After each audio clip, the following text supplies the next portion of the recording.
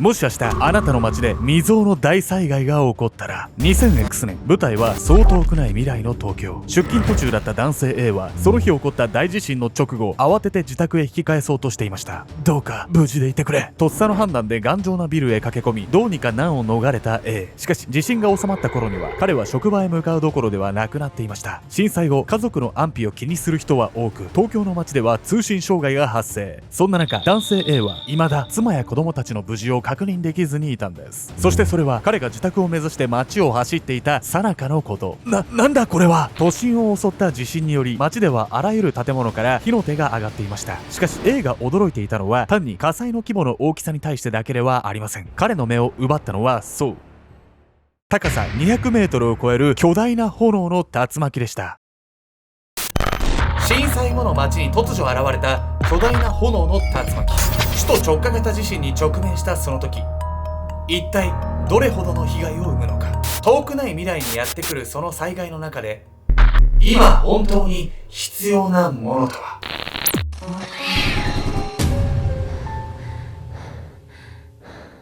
おざす。小さな違いに気づける男、ケンちゃんです。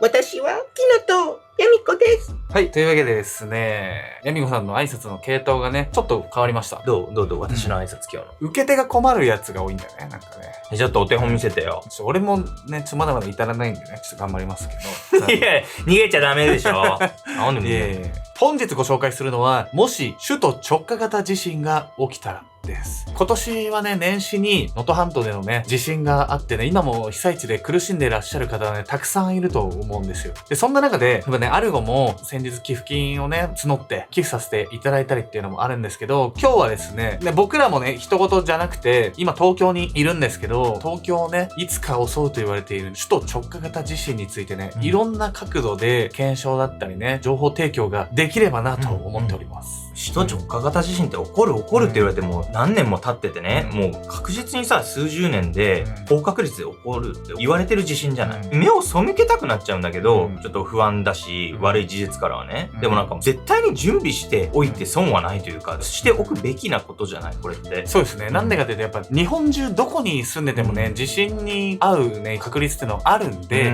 せっかくね、YouTube でこの動画にね、出会った皆さん、僕らもそうなんですけど、なんかこう学びになればいいなと思います。近い将来ね、関東地方を襲うと言われている首都直下型地震、一体どんなものなんでしょうか。30年以内の大災害。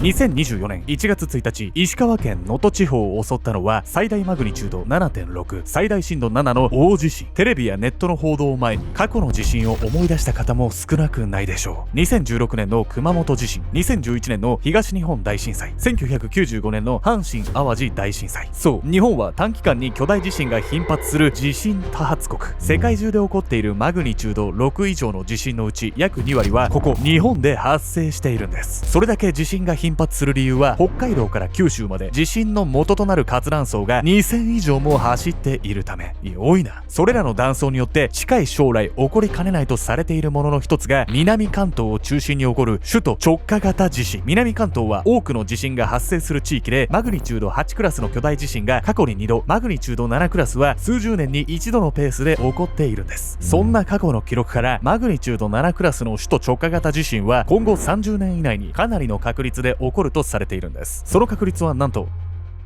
70%。地震は予測の方法が未だに確立されておらず、新たな地震が起こるたびに未来の予想は何度となく見直されているんです。しかし首都直下型地震が起こる確率については、いくら情報がアップデートされてもずっと変わっていないんです。70% ってめちゃくちゃ高い確率じゃない。だってさ、しかもそれが30年以内でしょ、いないってことは今この瞬間に起こってもさ、何らおかしくない確率よね、これ。そうなんですよ。しかもね、これ今ね、首都直下型地震が起きたら、なんとね、年間の国家予算に匹敵するぐらいのね、甚大な被害が出るとされているんです。。マグニチュード、震度などを使って表される地震の規模。このうちマグニチュードは1回の地震全てをひっくるめた規模を表す数値。一方で震度は地域ごとにその場所がどれくらい揺れたかを表す数値で、一度の地震の中でも地域ごとに震度が変わっていくんです。そして今後30年以内に予想されている首都直下型地震の規模はマグニチュード 7.3。 南関東を中心にこの規模の地震が起こると、東京、千葉、埼玉、神奈川などの地域が震度6強の激しい揺れに襲われるとされています。震度6強は体感として立っていられなくなり、這いずりながらやっと動けるレベルの揺れ。人口が多く経済文化活動の中心となる地域ということもあり、甚大な被害が予想されています。建物は約61万棟が損壊、そして死者の数は約2万3000人にも上るとされているんです。損害額は地震の後の影響も含めて95兆円。文字通り日本の年間国家予算にも匹敵する額の被害が出ると考えられているんです。ここからは地震発生時に想定されることやその対策に迫っていきましょう。2000X 年、そう遠くない未来の東京の街で道行く人々のスマホから一斉に発せられたのは緊急地震速報のアラート。地震大変だ。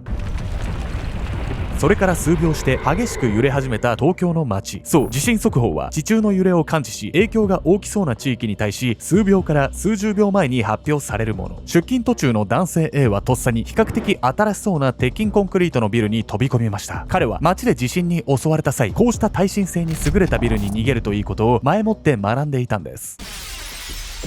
逃げ遅れてたら大変なことになってたぞ。割れた窓ガラスや崩れたタイルなどが降り注ぐ外の様子に青ざめる男性 A。 都市部で起こる地震の際は建物の倒壊や落下物に何よりの注意を払わねばなりません。街中ではとにかく建物から離れることが重要で、建物のない開けた場所に逃げられれば一番安全。無理そうな場合は男性 A のように頑丈そうなビルに飛び込みましょう。屋内では丈夫な机やベッドの下、柱や壁のそば、トイレなどが比較的安全です。揺れが収まるまではしゃがんで低い体勢をとり、クッションやカバンなどで自分の頭を守ることも重要。このほか車の運転中の場合は緩やかにスピードダウンして道路の左側に停車し待機。エレベーターに乗っている時は即座に全ての階のボタンを押し、最初についた階で降りる。電車に乗っている場合は手すりにつかまって姿勢を低くし、緊急停止に備えるなどシチュエーションに合わせた行動を覚えておきましょう。でも大体さ、なんか室内にいる時とかっていうのをさ、想定しがちなんだけど、エレベーター乗ってる時とか車の運転中とか想定してなかったわよ、これは。もう本当にこれどんな場面でさ、地震起こるかなんてわかんないから、もういろんな場面想定して準備しておかないとやばいわよね。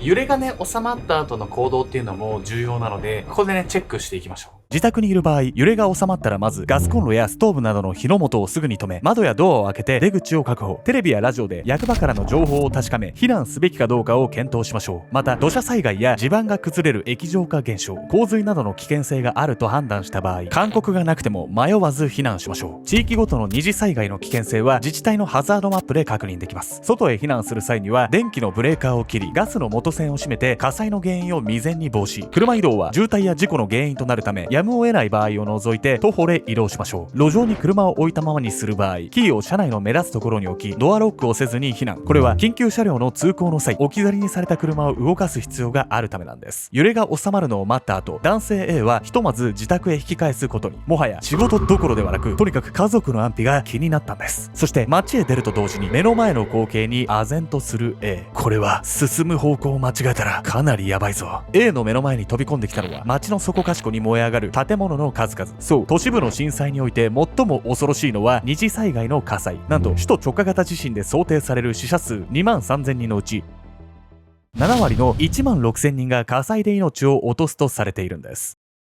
住宅や店舗が密集する東京で震災が起これば、同時多発的な火災の発生は避けられません。想定される火災の件数は約2000件、うち600件は消防の手が追いつかず大火事に。結果、約41万棟もの建物が焼失するとされているんです。そしてこの状況下で男性 A が最も気をつけねばならない現象が火災旋風でした。火災旋風ってさ、漫画でしか聞かないような言葉だけど、そんなことが現実世界で起こるってこと、何それ。この火災旋風っていうのはですね、都市部なので広範囲にわたってね、火災災が起きた際に起こるとされる地獄みたいな現象なんです。ただね、これ聞いてもよくわかんない人いると思うんで、というわけで本日のメトラキーワード、火災旋風について。火災旋風とは、震災における大規模な火災で発生する炎と熱風の渦。一説では個々に発生した火災が空気中の酸素を燃やし尽くし、さらに周囲から酸素を取り込もうとすることで上昇気流が巻き起こる現象とされているんです。巨大なものでは炎や黒煙が上空200メートルを超える高さまで立ち上ることも、1000度を超える灼熱の旋風が秒速100メートル以上で渦巻くというかなり危険な現象なんです。火災旋風は1923年の関東大震災でも猛威を振るい、膨大な死者を出す原因となりました。なんと全体の死者・行方不明者数約6万8000人のうち6万5000人が火災によるものだとされているんです。火災旋風を避ける方法は、煙の流れを見て火災現場の風下に行かないこと、空が暗くなる、轟音が聞こえるといった予兆に注意すること、そしてもし運悪く火災旋風の近くに来てしまった場合は、頑丈な建物に避難し、物陰で身を小さくしてやり過ごしましょう。街の至るところで発生する火災に恐れおののきながらも、どうにか自宅を目指していた男性 A。 しかし都市部の震災においては、火災以外にも高確率で発生する二次災害があるんです。実はその二次災害とは、家族の安否が気になり一刻も早く帰宅しようとする人々によって引き起こされているんです。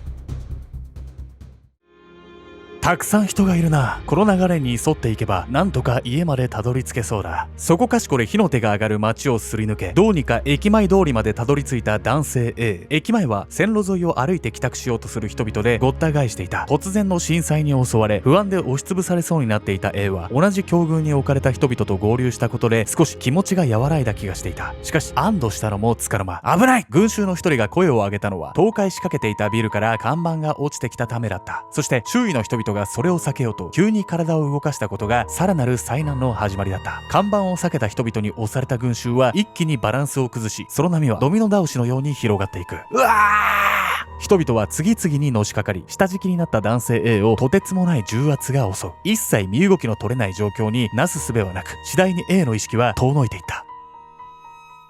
都市部の震災において火災と同じく高確率で発生するとされる二次災害は、そう、群衆雪崩。徒歩で帰宅しようとする人が密集することで、転倒などを原因に人が押しつぶされてしまう事故が起こるんです。群衆雪崩は見た目以上に恐ろしく、巻き込まれた人が圧死する例も少なくないんです。もし外出先で被災した際、避難の必要がなければ無理に帰宅するのは避けましょう。安全な場所にいるなら、事態が収束するまでその場所で寝泊まりすることも立派な防災となるんです。とはいえ、通信障害などで家族と連絡が取れないと不安なもの。そうした場合に備え、あらかじめ家族間で非常時の連絡方法を決めておくといいでしょう。例えば、災害時に電話番号171へかけると、特定の電話番号への伝言を残せる災害用伝言ダイヤルにつながります。災害用伝言ダイヤルは、被災時の通信状況を加味して緊急に手配される回線で、無料で30秒以内の伝言の録音が可能。ネットを介した Web171 なら、テキストベースで伝言を登録することもできるんです。また、ネット回線は電話回線より通信がスムーズなため、SNS や LINE などの通話アプリを活用するのも有効なんです。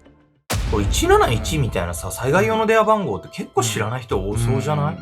私も現にちょっとあんまり知らなかったからさ、これも本当にいざという時のために役立つわよね。そうですね。災害時のね、知識っていうのはどんなに覚えても損ないですからね。震災後のね、被災地での生活の知識もしっかり抑えていきましょう。未来への備え。たとえ震災の難を逃れたとしても、その後の被災地での生活は過酷を余儀なくされます。電気やガス、上下水道などのインフラの停滞、道路へのダメージが大きければ救援物資が届かない可能性もあるでしょう。飢えや渇きのほか、避難所では暑さや寒さが障害となる場合も。こうした過酷な被災生活で命を落としてしまう災害関連死は、震災で直接亡くなった人数の4倍以上になるケースもあるとされているんです。被災生活において抑えるべきポイントは3つ。トイレ、キッチン、ベッド、これらをまとめて TKB と呼ぶんです。例えばトイレ周りの環境が劣悪だと、無意識に排泄回数が少なくなります。すると水分の摂取を控えるようになり、脱水症状などの体調不良を引き起こしやすくなるんです。キッチン、ベッドに関しても、それぞれ食事を作る場所、体を休める場所と考えれば、おろそかにすることで病気の原因となることは目に見えているんです。トイレはなるべく清潔に、栄養のある温かい食事をとり、床での雑魚寝を下げて段ボールでベッドを作るなど TKB を改善する工夫を心がけましょう。これってもさ、災害時に限らず普段の生活でも言えることよね。だって忙しくてさ、普段の食事をおろそかにしちゃったりとか、睡眠取らなかったりとか、あるじゃない。あるある。日頃からね、TKB を大事にすることでね、被災地での生活における意識もね、変わってくるんじゃないかなって思うんですけど、現時点でね、より大事なのは、まだ災害が起こる前のね、今だからこそ防災っていう観点でね、いろんな防災グッズとかね、いろんな防災対策っていうのがあるんです。震災に向けた防災グッズで大事なポイントは大きく家具の落下、転倒防止、備蓄、非常用持ち出し袋の3つ。家具の落下、転倒防止については専用のマットや落下防止バンド、突っ張り棒などすでに導入している方も多いでしょう。ただ過去の震災では転倒防止グッズが正しく設置されておらず、家具が倒れてしまった例も。 YouTube 上にも正しい設置方法を分かりやすく解説した動画がたくさんあるので、対策済みの方も一度見直してみてはいかがでしょうか。備蓄に関しては最低3日分の食料を用意しておくのが理想。水は1日につき3リットル。食べ物については調理器具が使えない場合もあるので、火を使わずに調理できるものを用意しておきましょう。例えば水やお湯を注ぐだけですぐに食べられるアルファ米、付属の発熱剤を使って調理できるレスキューフーズボックスなどの食品がおすすめ。この他ミルクや離乳食、アレルギー対応食は調達が難しいため、日頃から必要な量を備蓄しておくことが大切なんです。非常用持ち出し袋については首相官邸ホームページでチェックリストが公開されているので、災害の備えチェックリストで検索をかけてみてください。甚大な被害が想定される首都直下型地震。一方東京ではこの10年、建築物や住宅全般の耐震化、木造住宅の密集解消など数々の対策が進められており、被害想定は減少傾向にあります。さらに住民一人一人が対策を心がけることで被害は最小限に抑えられるはず。いざという時のためにあなたが行ったその準備は決して無駄にはなりません。